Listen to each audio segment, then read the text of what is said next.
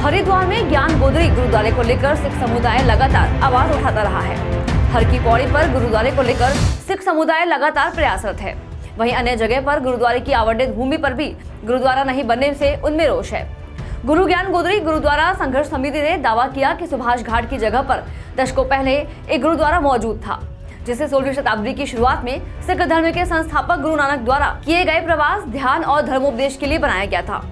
गुरुद्वारा का निर्माण 1935 में उस स्थान पर किया गया था जहां गुरु नानक ने अपना उपदेश दिया था।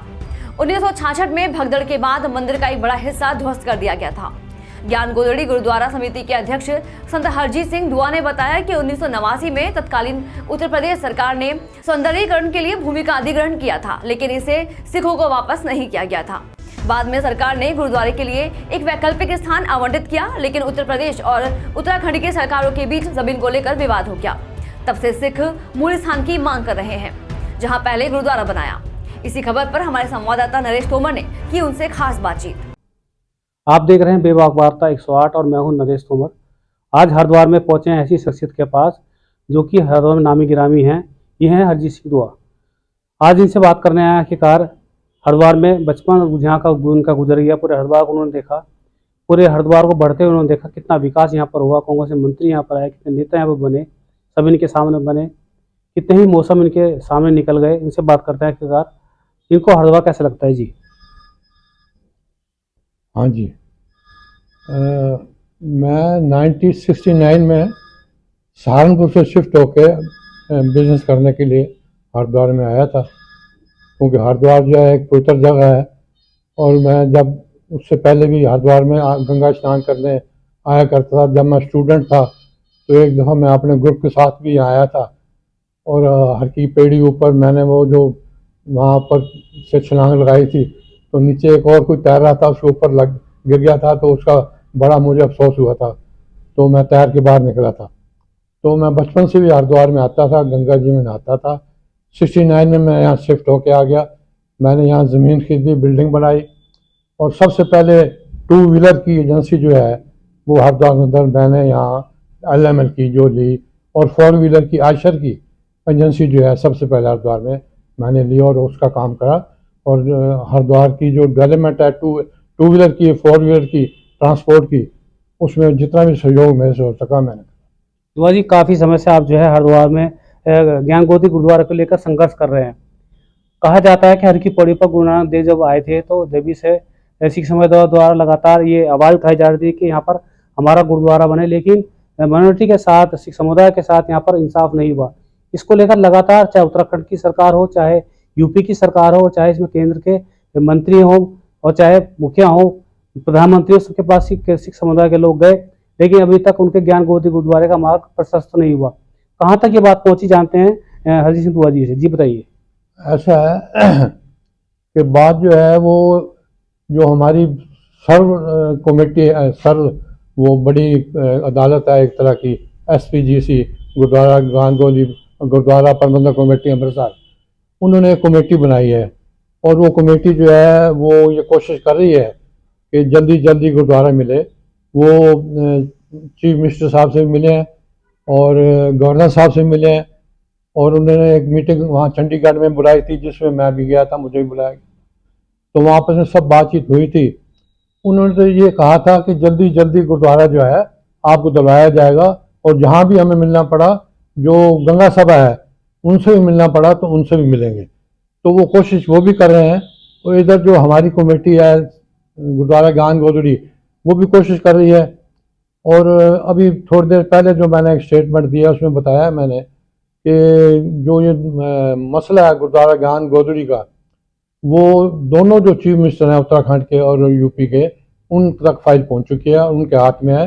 वो चाहे तो एक दिन में ही इसको अलॉट ज़मीन को अलॉट कर सकते हैं। आखिरकार क्या दिक्कत इसमें आ रही है जो अब तक गुरुद्वारा नहीं बना? क्योंकि इससे पहले भी आपने कहा था कि योगी आदित्यनाथ साहब मिले हैं, पुष्कर सिंह धामी साहब मिले, त्रिवेंद्र सरकार के समय में भी मिले, हरीश रावत की जब सरकार थी उन हरीश रावत जी से भी आप मिले, लेकिन अभी तक गुरुद्वारा नहीं बन पाया। तो क्या क्या कारण मानते हैं आप? उसमें ऐसा है कि इसमें ब्यूरोक्रेसी जो है, ब्यूरोक्रेसी जो नीचे से रिपोर्ट भेजते हैं, ये रिपोर्ट जो है एक मिनोरिटी होने की वजह से ये रिपोर्ट गलत भेजते हैं। सबसे पहले जब मैंने अप्लाई करा और चीफ मिनिस्टर साहब उत्तराखंड को चिट्ठी तो उन्होंने इसके लिए आख्या मांगी गई। उस आख्या में जो यहाँ एसडीओ थे या जो इरिगेशन के जो अफसर होते हैं उन्होंने लिख दिया कि ये जगह जो इनको ऑफर करी गई है इसके ऊपर फॉरेस्ट की प्लांटेशन हुई है, जबकि वहाँ कुछ नहीं था। तो ये यहाँ से नीचे से गलत रिपोर्ट भेजते हैं जिसकी वजह से उसमें रुकावट बढ़ती है। उसके बाद मायावती जी का राज आया। मायावती जी को मैंने चिट्ठी लिखी, मायावती जी ने भी उसके लिए आख्या मांगी।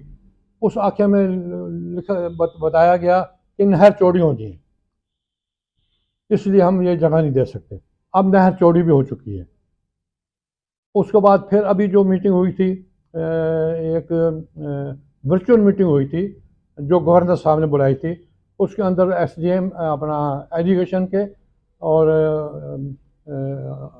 गंगा सभा के लोग और मैं भी उसमें शामिल हुआ था वर्चुअल मीटिंग में। तो उसमें फिर इन्होंने यही कहा कि नहर चौड़ी होनी है और वहाँ एक पटड़ी है, इसलिए हम जगह नहीं दे सकते। तो मैंने उसमें कहा था कि जो इरिगेशन वाले हैं ये झूठ बोल रहे हैं, ना तो पटड़ी है, नहर चौड़ी हो चुकी है।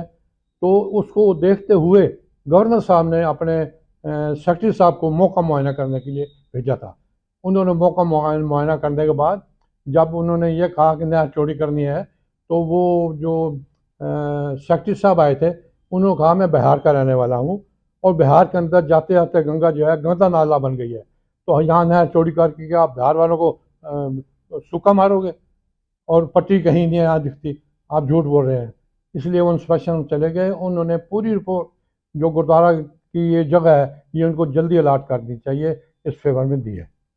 सुनने में ये भी आ रहा है कि जिस तरह से सिख समुदाय के लोगों की मांगे नहीं मानी जा रही हैं, तो वो कह रहे हैं कि वो कार सेवा करेंगे और सरकार पर दबाव बनाएंगे। ऐसा है, हम मिनोरिटी में हैं।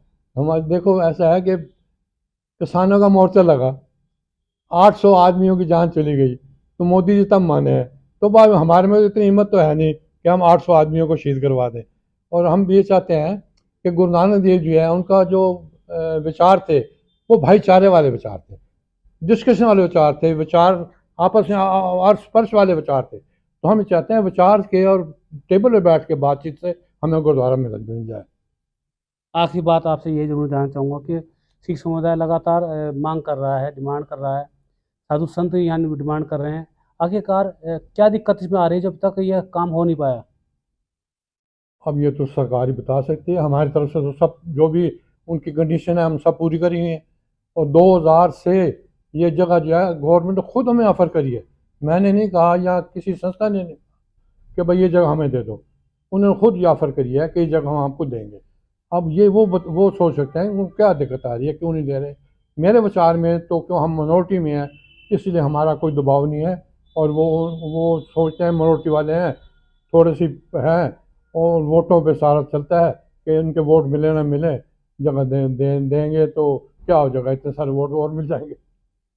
तो देखा आपने, ये थे हरजीत सिंह दुआ जिन्होंने बताया कि ज्ञान गोदी गुरुद्वारे को लेकर लगातार संघर्ष कर रहे हैं कि आखिरकार क्या कारण है, क्या माइनॉरिटी के कारण, क्या वोटों की के राजनीति के कारण ये गुरुद्वारा अभी तक नहीं बन पा रहा है। लेकिन देखना होगा कि सरकार की जो मुख्यमंत्री हैं दोनों की जगह के कब जीतते हैं, कब ज्ञान गोदी मार्ग का प्रशस्त होता है।